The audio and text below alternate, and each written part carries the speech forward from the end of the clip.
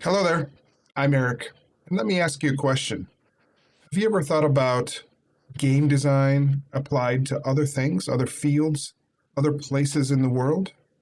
Well, in this video, we're going to talk about the connection between games, the design of games, and how it connects possibly to creating experiences in the tourism and hospitality industry.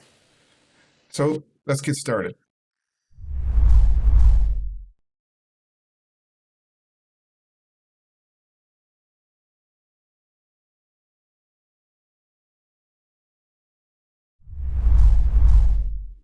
Well, games. We all enjoy them. We all like them. There's a whole lot of good stuff happening in games, and we can apply the motivational aspects, the psychology of games, the enjoyment we get out of having games around in our life and experiencing games with our friends and family to other things. And so in this video, we're going to talk about gamer psychology and experience design and maybe how that relates to the tourism and hospitality industry.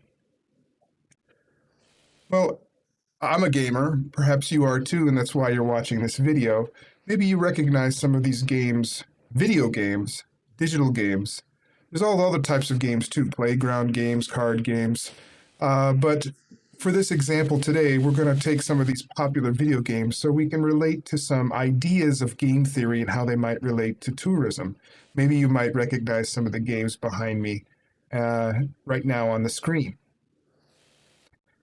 So when we talk about game theory and experience design, there's many features that games have that are already being utilized in almost everything and anything we see in business or marketing today. A couple of examples of these are your point systems at the stores. You go to a store and you buy something and you have a point card and you get points for that, and you can use your points for different things.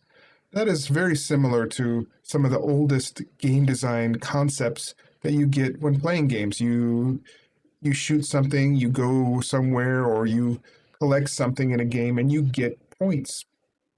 Another thing is these level statuses on hotels and airlines. So if you travel a certain amount of miles or you visit a hotel a certain amount of times, you get a level up, you get a new status, which is also very common in games, right?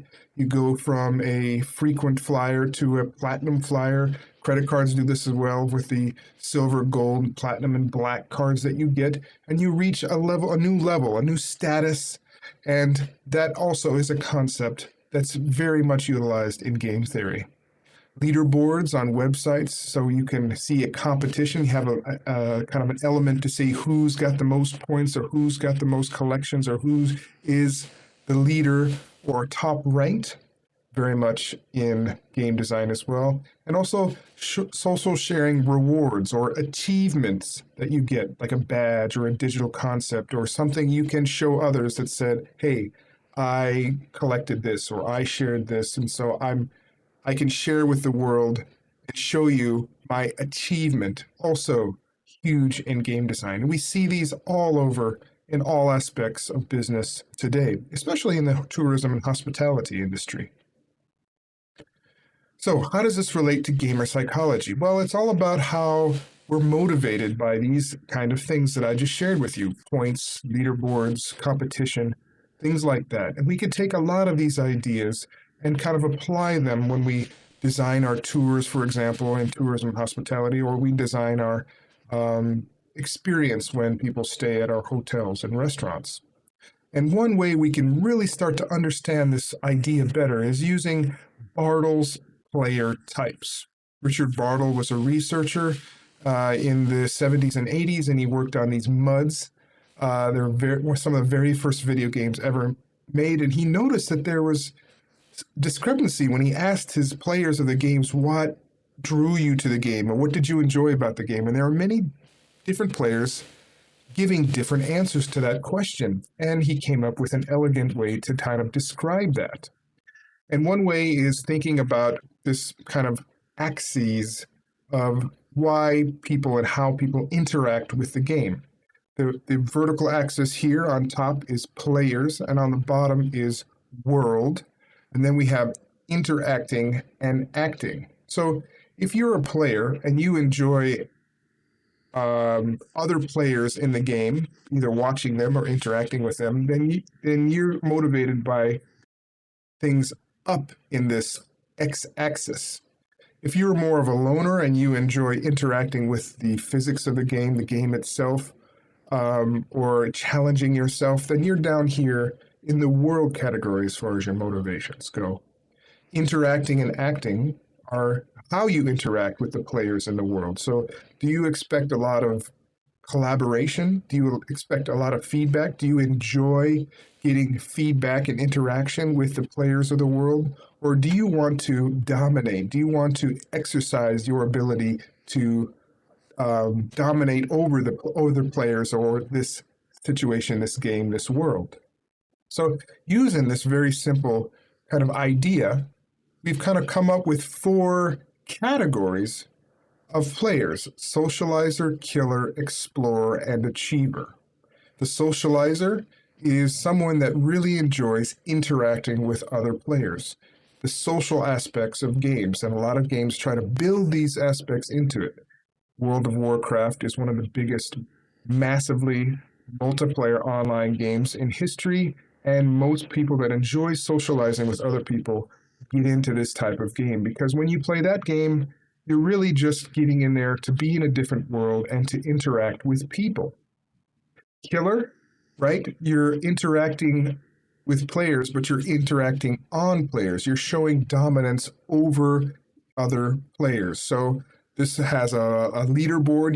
You're constantly checking to see who has the most kills or who has the most points on top, and you are in constant competition over your rival or players in the game. So you love to interact with players. You just want to act upon them rather than with them.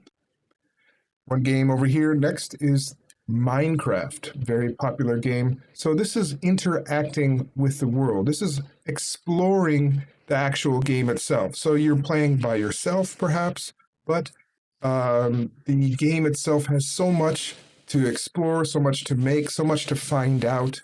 And so you enjoy interacting with the game itself. So maybe a game of solitaire in cards might be something similar, right? So you're interacting with the world or the game itself.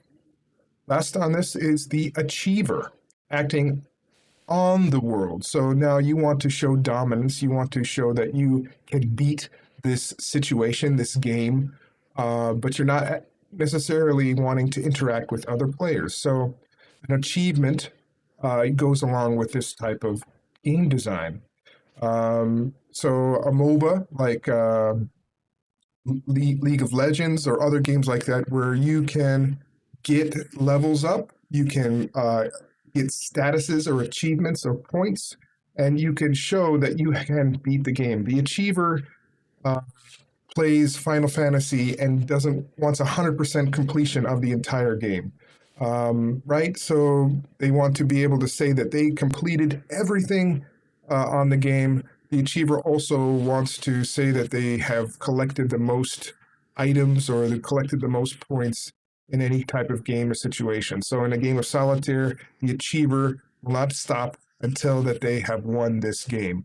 The explorer might play a game of solitaire and try to figure out interesting and fun ways to complete the challenges or go through the game in different ways. And that's the most important thing to them. So we can start to understand games and how it relates to them using Bartle's player types. And you can actually take a test to see what type of player you are. And if you're interested in this type of thing, you can join me and my class. It's called Game-Based Tourism. You can find it on togetherlearning.com and at the universities and institutions I teach at. All right. That has been your 1-point lesson on gamer psychology and experience design. My name's Eric. I hope you enjoyed this, and maybe I'll see you online gaming and learning. Bye-bye now.